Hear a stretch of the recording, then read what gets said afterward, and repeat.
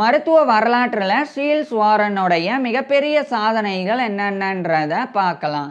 Seals Warren அமெரிக்காவை சேர்ந்த ஒரு நோயியல் நிபுணர். இவர் 1898 பிப்ரவரி 26 அன்னைக்கு யுனைடெட் ஸ்டேட்ஸில் இருக்கிற மேசச்சூசட்ஸோடைய மிடில்செக்ஸ் கவுண்டியில் இருக்கிற கேம்பிரிட்ஜில் பிறந்தாங்க. இவர் 1923ஆம் ஆண்டு அந்த மேசச்சூசட்ஸில் இருக்கிற பாஸ்டனுடைய ஹார்வர்ட் மெடிக்கல் ஸ்கூலில் மருத்துவ படிப்பை முடித்தாங்க. அதை தொடர்ந்து அதே பாஸ்டன் சிட்டி ஹாஸ்பிட்டலில் இவர் ஒரு மெடிக்கல் ரெசிடெண்ட்டாக மருத்துவ பயிற்சியை பெற்றாங்க. மேலும் அதே ஹாஸ்பிட்டலில் இவர் ஒரு அசிஸ்டன்ட் இன் பெத்தாலஜி, அதாவது நோயியலில் உதவியாளராக பணிபுரிஞ்சாங்க.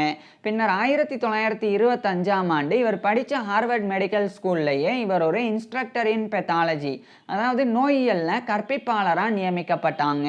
பின்பு அங்கு இவர் ஒரு அசிஸ்டன்ட் ப்ரொஃபஸராகவும் ஃபுல் ப்ரொஃபஸராகவும் அடுத்தடுத்து பதவி உயர்வுகளையும் பெற்றாங்க. இதுக்கிடையில் இவர் டயபெட்டிஸ் என்ற சர்க்கரை வியாதி பற்றி ஆராய்ச்சி செய்ய தொடங்கியிருந்தாங்க. பொதுவாக அந்த காலத்துலலாம் டயபெட்டிஸ்னால் பாதிக்கப்படுறவங்களுக்கு கண், கிட்னி, கால் இதெல்லாம் பாதிக்கப்படும் அப்படின்னு தெரிஞ்சிருந்தது. ஆனால் டயபெட்டிஸ் பேஷண்ட்ஸுக்கு எதனால் கண், கிட்னி, காலெல்லாம் பாதிக்கப்படுது அப்படின்ற சரியான புரிதல் அந்த காலகட்டத்தில் இல்லை. இதனால் சீல்ஸ் வாரன் டயபெட்டிஸ்னால் பாதிக்கப்பட்டு உயிரிழந்திருந்தவங்களினுடைய உடல்களை எடுத்து அதை அறுத்து நுண்ணோக்கியை பயன்படுத்தி ஆய்வு செஞ்சு வந்தாங்க. ரொம்ப நுணுக்கமாக அந்த உடல்களை இவர் ஆய்வு செஞ்சாங்க. அப்போ தான் ஒரு முக்கியமான விஷயத்தை கண்டறிஞ்சாங்க. இந்த டயபெட்டிஸ் அப்படின்னா சும்மா ரத்தத்தில் சர்க்கரையின் அளவு அதிகரிக்கிறது மட்டும் கிடையாது, அதனால பல பாதிப்புகள் ஏற்படுது. குறிப்பாக இந்த ரத்தத்தில் சர்க்கரை அளவு அதிகரிக்கும் போது உடல் திசுக்களானது மெல்ல மெல்ல பாதிப்படைய ஆரம்பிக்குது. அதில் ரொம்ப முக்கியமாக இந்த பேன்கிரியஸ் அப்படின்ற கணையத்தில் இருக்கக்கூடிய ஐலட்ஸ் ஆஃப் லேங்கர்ஹான்ஸ் அப்படின்ற செல்கள் பாதிக்கப்படுது அப்படின்றத இவர் கண்டறிஞ்சாங்க. ஐலட்ஸ் ஆஃப் லேங்கர்ஹான்ஸ் அப்படின்றது செல்கள் தான் குவிஞ்சு ஒவ்வொரு இடத்துல குவிஞ்சு இருக்கும் இந்த கணையத்தில். அவைகள் தான் இன்சுலினையை உற்பத்தி செய்யுது. ஆனால் இந்த டயபெட்டிஸ்னால் பாதிக்கப்பட்டவங்க கணையத்தில் இருக்கக்கூடிய இந்த ஐலட்ஸ் ஆஃப் லேங்கர்ஹான்ஸ் ஆனது அதிகப்படியான இன்சுலினை உற்பத்தி செய்கிறதுக்காக முயற்சி செய்யும். அப்படி செய்யும் போது அது சோர்வடைஞ்சு கொஞ்சம் கொஞ்சமா அந்த செல்கள் பாதிக்கப்படும். ஸோ இதை இவர் கண்டறிகிறாங்க. அது மட்டும் இல்லாம கண்ணு, அதுக்கப்புறம் கிட்னி, அதே மாதிரி கால், இதுலெல்லாம் பாதிப்புகள் வர்றதுக்கு மிக முக்கிய காரணமே அந்த உறுப்புகளுக்கு செல்லக்கூடிய மைக்ரோ பிளட் வெசல்ஸ், அதாவது நுண்ணிய இரத்த குழாய்கள் பாதிக்கப்படுறது தான் அப்படின்றத இவர் கண்டறிஞ்சாங்க. அதாவது ரத்தத்துல சர்க்கரையின் அளவு அதிகமா இருக்கும்போது அந்த ரத்தமானது உடல் முழுக்க பயணம் பண்ணும்போது ரொம்ப கஷ்டப்பட்டு ரத்த குழாய்களுக்குள்ள போகும். அதாவது இப்ப சாதாரணமா ஒரு தண்ணியை ஒரு பைப்பில் ஊத்துனா அது வேகமா போயிடும். அதுவே அந்த தண்ணியில எண்ணெயை கலந்துடுறோம் அல்லது வேற ஏதாவது ஹார்டா இருக்கக்கூடிய சப்ஸ்டன்ஸை கலந்துடுறோம். அப்போ நீரானது ரொம்ப லிக்யூடாக இல்லாமல் ஓரளவுக்கு செமி சாலிடாக மாற ஆரம்பிக்குது. அப்போ என்ன ஆகும், பைப்புக்குள்ளே தண்ணி போகிறது மெதுவாக போகும். அதே சமயம் அந்த பைப்பை அழுத்திக்கிட்டே போகும். ஸோ அந்த மாதிரி தான் இந்த சர்க்கரையின் அளவு ரத்தத்தில் அதிகரிக்கும் போது, நான் இதை புரிகிறதுக்காக உதாரணத்துக்கு சொன்னேன், அந்த மாதிரி சர்க்கரையின் அளவு ரத்தத்தில் அதிகரிக்கும் போது ரத்த நாளங்களுக்குள்ளே ரத்தம் போகிறது ரொம்ப கஷ்டமாக இருக்கும். அப்படியான சூழலில் தான் ரத்த குழாய்கள், பிளட் வெசல்ஸ் எல்லாம் பாதிக்கப்படும். அதுலேயும் குறிப்பாக இந்த மைக்ரோ பிளட் வெசல்ஸ் எல்லாம், அதாவது நுண்ணிய ரத்த குழாய்கள் எல்லாம் ரொம்ப அதிகமாக பாதிக்கப்படும். அது கொஞ்சம் கொஞ்சமாக சேதமடைய ஆரம்பிக்கும். காலப்போக்கில் அது வெடிச்சிரும் அப்படின்னா அப்படியே அந்த ரத்த குழாய்கள் எல்லாம் அங்கங்கே பல்ஜ் ஆகி உடஞ்சும் போயிடும். ஸோ அந்த அளவுக்கு பாதிப்பெல்லாம் ஏற்படும். அந்த மாதிரி தான் சர்க்கரை அளவு அதிகரிக்கும் போது கண்ணுக்கு போகக்கூடிய அந்த மைக்ரோ பிளட் வெசல்ஸ் எல்லாம் ரொம்ப வேகமாக டேமேஜ் ஆகும். அதுக்கப்புறமா இந்த சிறுநீரகம் அப்படின்ற அந்த கிட்னியில் இருக்கக்கூடிய அந்த பிளட் வெசல்ஸும் பாதிக்கப்படும். அதே மாதிரி காலுக்கு போகக்கூடிய பிளட் வெசல்ஸும் பாதிக்கப்படும். இப்படி பாதிக்கப்படுறனால தான் அந்த ரத்த குழாய்கள் பாதிக்கப்படுறனால தான் கண் குறைபாடு ஏற்படுது, சிறுநீரக குறைபாடு, குறிப்பாக கிட்னி ஃபெயிலியர் மாதிரியான விஷயங்கள் எல்லாம் நடக்குது. அதுக்கப்புறம் காலில் காயம் ஏற்பட்டால் அந்த காயம் சீக்கிரம் மாறாம போகுது. அதுக்கப்புறம் இறுதியில் காலையை வெட்டி எடுக்க வேண்டிய நிலை ஏற்படுது. ஸோ இது எல்லாத்துக்குமே காரணம் சர்க்கரை நோயினால் ஏற்படக்கூடிய நரம்பு சேதங்கள், குறிப்பாக ரத்த குழாய் சேதங்கள் தான் அப்படின்றத இவர் தான் கண்டறிஞ்சாங்க. ஸோ ஒட்டுமொத்தமாக கணையத்தில் இருக்கக்கூடிய ஐலட்ஸ் ஆஃப் லேங்கர்ஹான்ஸ் சர்க்கரை நோயினால் பாதிக்கப்பட்டவங்களுடைய உடம்புல அதிகமாக பாதிக்கப்படுது.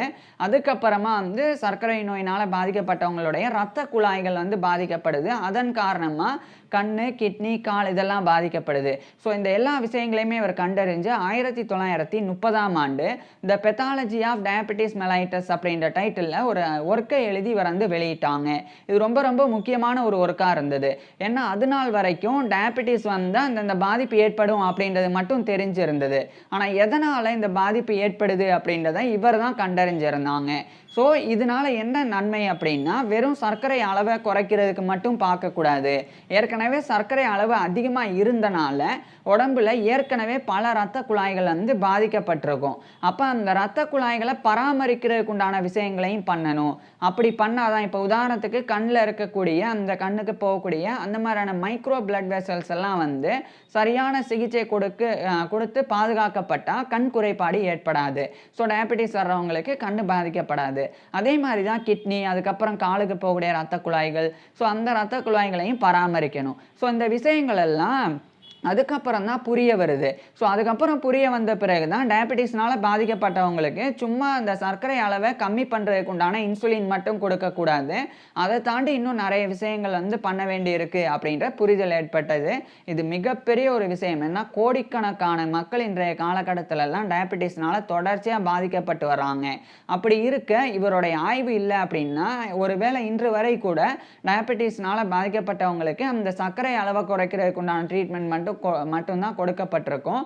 அதை தாண்டி இந்த மாதிரி உறுப்புகள் எல்லாம் பாதிக்கப்படுது, அது எதனால அப்படின்ற புரிதல் ஏற்படாம போறது கூட வாய்ப்பு இருந்திருக்கு. ஸோ அப்படியான சூழல்ல இவருடைய ஆய்வுகள் எல்லாம் ரொம்ப முக்கியமானது. அதுக்கப்புறமா இவர் வந்து புற்றுநோய் ஆராய்ச்சியில ஈடுபட தொடங்கியிருந்தாங்க. குறிப்பா அந்த காலத்துல எல்லாம் ஒரு தியரி இருக்கு, யூனிஃபார்ம் தியரி அப்படின்னு. என்னன்னா, இப்ப ஒரு புற்றுநோய் பாதிப்பு ஒருத்தருக்கு ஏற்படுதுன்னா அடுத்தவருக்கும் அதே மாதிரி தான் ஏற்படும் அப்படின்னு இருந்தது. உதாரணத்துக்கு இப்ப XY அப்படின்னு 2 நபர்கள் இருக்கிறாங்க. 2 நபர்களுமே வந்து சிகரெட் பிடிக்கிறாங்க, புகைப்பிடிக்கிறாங்க. இப்போ வந்து 2 நபர்களும் வந்து ஒரு குறிப்பிட்ட நேரத்தில் சிகரெட் பிடிக்க ஆரம்பிக்கிறாங்க. ஸோ தொடர்ச்சியாக வந்து செயின் ஸ்மோக்கர் ஆகுறாங்க. அப்போ 2 பேருக்கும் ஒரே மாதிரி தான். இப்போ எக்ஸுக்கு எப்போ புற்றுநோய் வருதோ அதே சமயம் தான் ஒய்க்கும் புற்றுநோய் வரும். ஸோ இந்த மாதிரியான புரிதல் இருந்தது. ஸோ கேன்சர் சசப்டபிலிட்டி அப்படின்றது யூனிஃபார்மாக இருக்கும் அப்படின்னு சொல்லி கருதப்பட்டு வந்தது.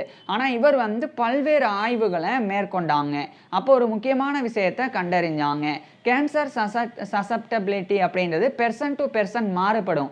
அதாவது இப்போ XY 2 பேரும் சிகரெட் பிடிக்க ஆரம்பிக்கிறாங்கன்னா 2 பேருக்கும் ஒரே நேரத்தில் புற்றுநோய் வந்தாகணும் அப்படின்னு அவசியம் கிடையாது. எக்ஸுக்கு வந்து சீக்கிரம் புற்றுநோய் வந்துடலாம், ஒய்க்கு வந்து கடைசி வரைக்கும் சாகிற வரைக்குமே புற்றுநோய் இல்லாமல் கூட போயிடலாம். ஸோ அந்த ஒரு விஷயத்தை அவர் கண்டறிஞ்சாங்க.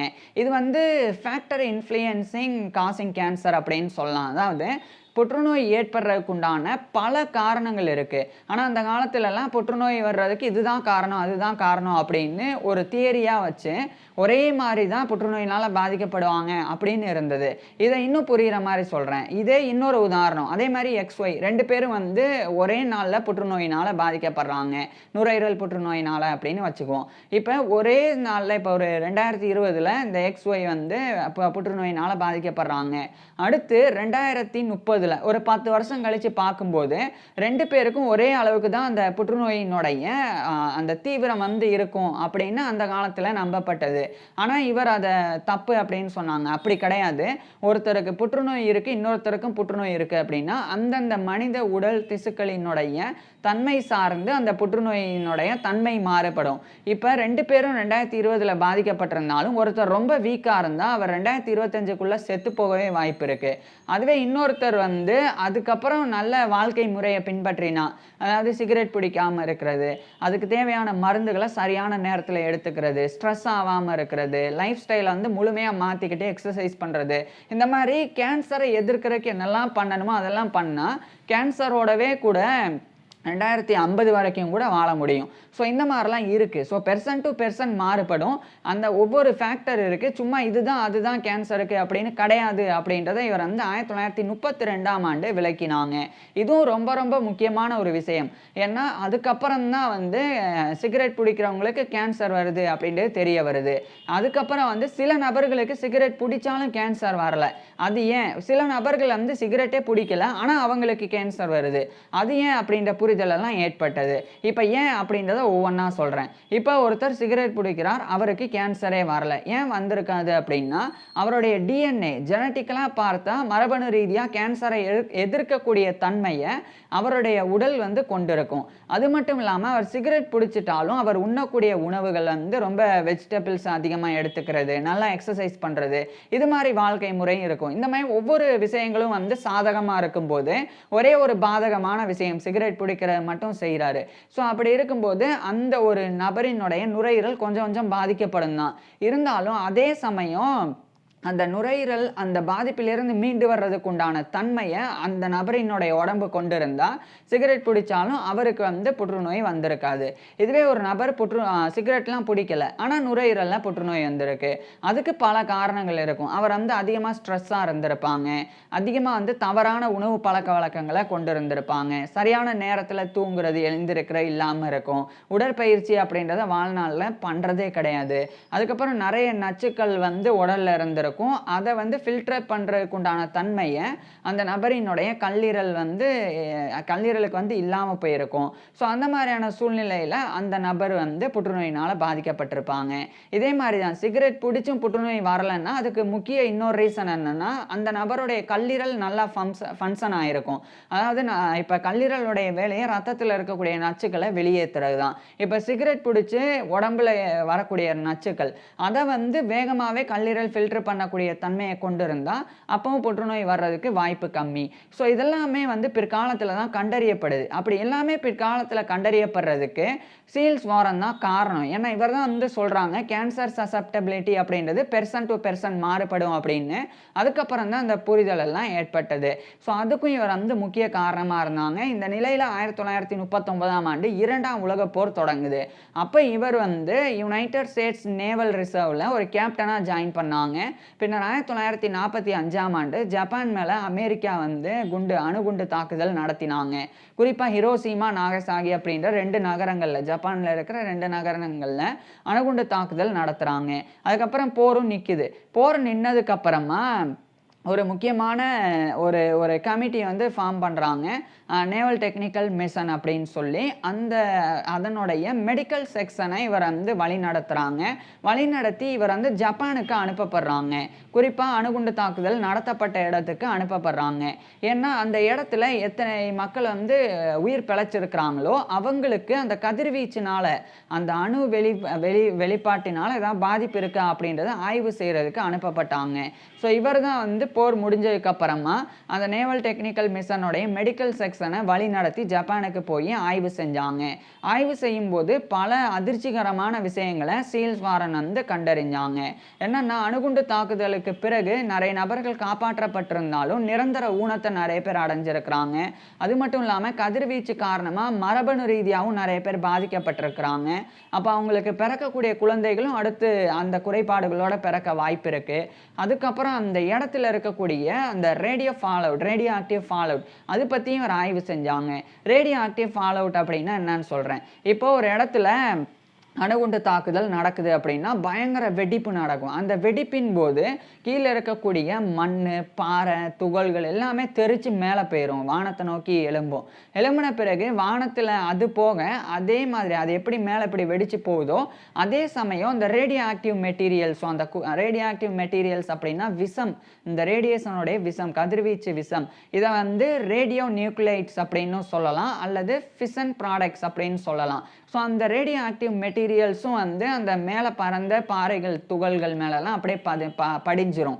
அதுக்கப்புறம் அது மெல்ல மெல்ல வந்து நிலப்பரப்பை வந்து அடையும். அதாவது வெடிச்சு செதறி மேலே போனது மறுபடியும் கீழே வரும். சில நேரங்களில் சில நாட்கள் கூட அது மேலே அப்படியே இருக்கும். மழை பெய்யும் போது மழை தண்ணியோட சேர்ந்து அதெல்லாம் கீழே வரும்.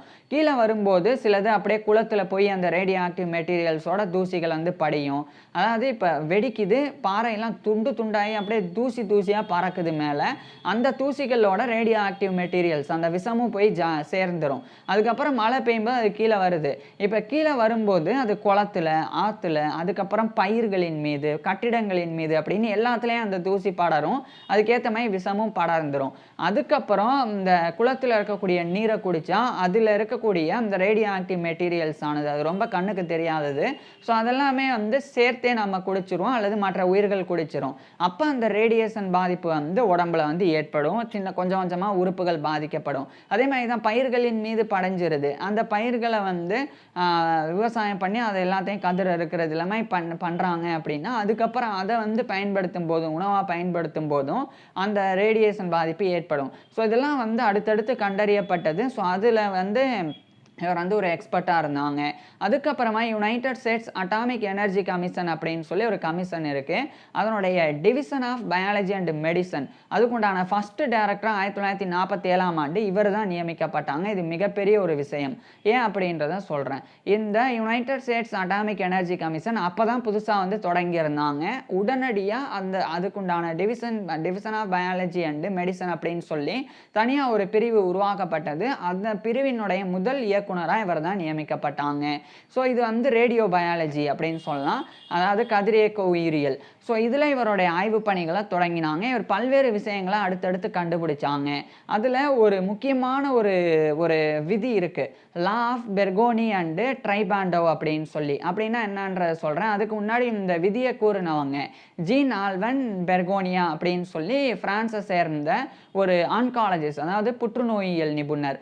அதே மாதிரி லூயிஸ் ட்ரைபாண்டோ அப்படின்னு சொல்லி அதே பிரான்ஸை சேர்ந்த ஒரு ஃபிசிஷியன் மருத்துவர். இவங்க 2 பேரும் தான் ஒரு கோட்பாட்டை முன்மொழிஞ்சிருந்தாங்க. என்னன்னா ரேடியேஷன் பாதிப்பு அப்படின்றது, கதிர்வீச்சு பாதிப்பு அப்படின்றது எந்தெந்த திசுக்கள் எல்லாம், அதாவது எந்தெந்த செல்கள் எல்லாம் வந்து வேகமாக வந்து டிவைட் ஆகுதோ, ரேபிட்லி டிவைடிங் செல்ஸ் எல்லாம் எதுவோ அந்த செல்கள் எல்லாம் அதிகமாக வந்து இந்த ரேடியேஷனால் பாதிக்கப்படும் அப்படின்னு சொல்லி முதல் கருத்தை சொல்லியிருந்தாங்க. ரேபிட்லி டிவைடிங் செல்ஸ் அப்படின்னா உதாரணத்துக்கு ஹேர் செல்ஸ் சொல்லலாம், அதுக்கப்புறம் வந்து பிளட் செல்ஸ் சொல்லலாம், ரெட் பிளட் செல்ஸ் இதெல்லாம் வந்து சொல்லலாம், அதுக்கப்புறம் இன்டெஸ்டினல் லைனிங் சொல்லலாம், குடல் செல்கள். இதெல்லாமே வந்து வேகமாக வந்து டிவைட் ஆகக்கூடியது. உதாரணத்துக்கு வேகமாக வந்து முடி உதிர்னா வேகமாக வளரும், வேகமாக ரத்த செல்களானது உடம்புல வந்து அதிகரிக்கும், குடல்லையும் அந்த மாதிரி தான். ஸோ இதெல்லாமே வந்து ரேபிட்லி டிவைடிங் செல்ஸ், இதெல்லாம் அதிகமாக பாதிக்கப்படும் அப்படின்னு இவங்க சொல்லியிருந்தாங்க. இதுக்கு ஒரு காரணம் இருக்குது. இதை இவங்க 1906 சொல்லியிருந்தாங்க. இதுக்குண்டான காரணம் என்னன்னா, அந்த காலத்துலலாம் இந்த கேன்சருக்காக ரேடியேஷன் ட்ரீட்மெண்ட்லாம் அப்போ இருந்தே வந்து கொடுத்துட்டு தான் வராங்க. அப்படி கொடுக்கும்போது நிறைய பேர் கேள்விப்பட்டிருப்பீங்க, புற்றுநோய்க்காக சிகிச்சை எடுக்கக்கூடியவங்களுக்கு அதிகமாக முடி உதிரும், அதனால் அவங்க வந்து மொட்டை அடிச்சிருவாங்க அப்படின்னு. ஸோ அது வந்து ரேடியேஷன் பாதிப்புனால அந்த முடி உதிருது. ஆனால் இதை இவங்க எப்படி எடுத்துக்கிட்டாங்கன்னா, முடி தான் வேகமாக உதிருது, அப்போ ஹேர் செல்ஸுக்கு இது அதிக பாதிப்பை கதிர்வீச்சு கொடுக்குது. அதுக்கப்புறம் அனீமியா வரும், புற்றுநோயினால் பாதிக்கப்பட்டவங்களுக்கு சிகிச்சை கொடுத்தா அனீமியா வரும், கதிர்வீச்சு சிகிச்சை கொடுத்தா. அது ஏன் வருது அப்படின்னா, ரெட் பிளட் செல்ஸ் எல்லாம் இந்த ரேடியேஷன் தாக்குதல்னால அழிஞ்சு போகும். ஸோ ரெட் பிளட் செல்ஸ் குறைஞ்சாலே ரத்த சோகை அப்படின்ற அனீமியா ஏற்படும். ஸோ இதெல்லாம் அடிப்படையாக வச்சு இந்த பாதிப்பெல்லாம் ஏற்படுது. ஸோ ரேபிட்லி டிவைடிங் செல்ஸ் தான் வந்து ரேடியேஷனால் அதிகமாக பாதிக்கப்படும் அப்படின்னு சொன்னாங்க. அதுக்கப்புறமா இன்மெச்சூர் செல்ஸ், அதாவது ஒரு செல் வந்து முழுமையாக முதிர்ச்சி அடைகிறதுக்கு முன்னாடியே இளமையாக இருக்கும்போது அப்போ வந்து ரேடியேஷனால் பாதிக்கப்படும் அப்படின்னு சொன்னாங்க. ஸோ அந்த 2 கருத்துக்கள் வந்து ரொம்ப முக்கியமானது. இதுதான் வந்து லா ஆஃப் பெர்கோனி அண்டு ட்ரைபாண்டோ அப்படின்னு சொல்லி. இன்னும் சில கருத்துக்கள் எல்லாம் கூட இருக்குது, அதை வந்து அடுத்து பார்ப்போம். இப்போ இந்த 2 கருத்துக்களை இவர் வந்து பொய்யாக்கினாங்க. அது 2மே வந்து ஃபால்ஸ் அப்படின்றத இவர் வந்து தெரியப்படுத்தினாங்க, சீல்ஸ் வாரன் வந்து. எப்படின்னா, இப்போ உதாரணத்துக்கு மெதுவாக வந்து ஸ்லோவாக வந்து டிவைட் ஆகக்கூடிய செல்ஸ் வந்து அப்போ இந்த ரேடியேஷனால் அதிகமாக பாதிக்கப்படாது அப்படின்னு அர்த்தம் இந்த லா படி பார்த்தா. ஆனால் இவர் என்ன சொன்னாங்கன்னா, அப்படிலாம் கிடையாது, ஒரு பாலூட்டியினுடைய திசு வந்து இந்த மாதிரி ரேடியேஷனால் பாதிக்கப்பட முடியும் அப்படின்னா அது வந்து அந்தந்த நிலையை பொறுத்து தான் இருக்குது. உதாரணத்துக்கு இப்போ கல்லீரல் செல்கள், நரம்பு செல்கள் எல்லாம் வந்து ஸ்லோ டிவைடிங் செல்ஸ், இதெல்லாம் கூட ரேடியேஷனால் பாதிக்கப்படும் அப்படின்றத இவர் விளக்கினாங்க. இந்த பாதிப்பு எதை அடிப்படையாக வச்சுருக்கு? ரேடியேஷன் தாக்குதல் அப்படின்றது சும்மா வேகமாக வந்து டிவைட் ஆகக்கூடிய செல்ஸு, இன்மெச்சூராக இருக்கக்கூடிய செல்ஸு அதை வந்து பாதிக்கிறது அப்படி கிடையாது. அதுக்கு மாறாக எந்தெந்த உறுப்புகளெல்லாம் ரொம்ப வீக்காக இருக்கும், எந்தெந்த திசுக்களெல்லாம் வீக்காக இருக்கோ அந்தந்த திசுக்களெல்லாம் ரேடியேஷனால் வேகமாக பாதிக்கப்பட்டுரும். அதுவே எந்தெந்த உறுப்புகளெல்லாம் பலம் வாய்ந்ததாக இருக்கோ அந்தந்த உறுப்புகள் எல்லாம் ரேடியேஷனால தாக்குதலுக்கு உள்ளானா கூட ஓரளவுக்கு பாதிப்பிலிருந்து மீண்டு வந்துடும். உதாரணத்துக்கு இப்போ வந்து கல்லீரல் வந்து ஒருத்தருக்கு வந்து வீக்காக இருக்குது, இன்னொருத்தருக்கு ஸ்ட்ராங்காக இருக்குது. வீக்காக இருக்கிறவருக்கு ரேடியேஷனால் கல்லீரல் வேகமாக பாதிக்கப்படும். அதுவே கல்லீரல் ஸ்ட்ராங்காக உள்ள நபருக்கு ரேடியேஷன் பாதிப்பு அந்தளவுக்கு வந்து கல்லீரலில் தெரியாது. ஸோ இந்த ஒரு விஷயத்தையும் இவர் விளக்கி அந்த லாவை வந்து முறியடித்தாங்க. இந்த மாதிரி இவர் வந்து இன்னும் பல்வேறு விஷயங்கள் பண்ணாங்க. குறிப்பாக அந்த யுனைடெட் ஸ்டேட்ஸ் அட்டாமிக் எனர்ஜி கமிஷனுடைய டிவிஷன் ஆஃப் பயாலஜி அண்ட் மெடிசனுடைய டைரக்டராக இவர் சில ஸ்டாண்டர்ட்ஸை கொண்டு வந்தாங்க. அதாவது இந்த ஒரு லாவை இவர் வந்து முறியடித்ததன் மூலமாக சில தரநிலைகளை கொண்டு வந்தாங்க. அப்போ இப்போ தொழிற்சாலையில் வந்து ரேடியேஷன்லாம் வச்சு அதன் மூலமாக வந்து ஒர்க் பண்ணுறாங்க அப்படின்னா, அப்போ அந்த ஒர்க்கர்ஸுக்கு எந்தெந்த உறுப்புகள் வீக்காக இருக்குது அப்படின்றத பார்க்கணும். அந்த மாதிரி உறுப்புகள் வீக்காக இருக்கிறவங்கள அந்த இடத்துல அமர்த்தக்கூடாது. அதுவே ஸ்ட்ராங்காக இருக்கக்கூடியவங்கள பணியமர்த்தலாம். அதே மாதிரி இந்த குறிப்பிட்ட அளவு ரேடியேஷன் வந்து பெருசாக தாக்கத்தை ஏற்படுத்தாது, இந்த அளவுக்கு மேலே போகும்போது தான் தாக்கத்தை ஏற்படுத்தும் அப்படின்னு பல ஸ்டாண்டர்ட்ஸை இவர் வந்து உருவாக்கி கொடுத்தாங்க. இது வந்து யுனைடெட் ஸ்டேட்ஸ் மட்டும் இல்லாமல் இவர் உருவாக்கி கொடுத்தது ரொம்ப மிகச்சரியாக இருந்தனால உலகம் முழுவதிலும் இந்த முறை வந்து பிற்காலத்தில் பயன்பாட்டிற்கு வந்தது. ஸோ இவர் கொடுத்த ஸ்டாண்டர்ட்ஸை பயன்படுத்தி தான் அணு உலைகளில் யாரெல்லாம் வேலை பார்க்கலாம், யார் வேலை பார்க்கக்கூடாது, எந்த அளவுக்கு அந்த அணுசக்தியினுடைய தாக்கம் இருக்கும், எந்த இடத்துல நின்று பண்ணலாம் அப்படின்னு பல விஷயங்கள் இன்னைக்கு வந்து கிளியராக இருக்குன்னா அதுக்கு முக்கிய காரணம் சீல்ஸ் வாரம் தான். ஸோ இப்பேற்பட்ட நபர் இறுதி 1980ஆம் ஆண்டு ஜூலை 1 அன்னைக்கு இவருடைய 82 வயசில் இறந்து போனாங்க. ஸோ இவரை பற்றி நீங்கள் என்ன நினைக்கிறீங்க அப்படின்றத கீழே கமெண்ட்ஸில் சொல்லுங்கள். அதே மாதிரி இவருடைய ஃபுல் லைஃப் ஹிஸ்ட்ரியை நான் ஏற்கனவே பேசியிருக்கேன். அதை பார்க்குறதுக்கு டிஸ்கிரிப்ஷனில் லிங்க் கொடுத்துருக்குறேன், கட்டாயமாக பாருங்கள். அது மட்டும் இல்லாமல் இவரை பற்றி நான் பேசின அத்தனை விஷயங்களையுமே டெக்ஸ்ட்டாகவும் டிஸ்கிரிப்ஷனில் கொடுத்துருக்குறேன், வேணும்னா படித்து பார்க்கலாம். தேங்க்யூ.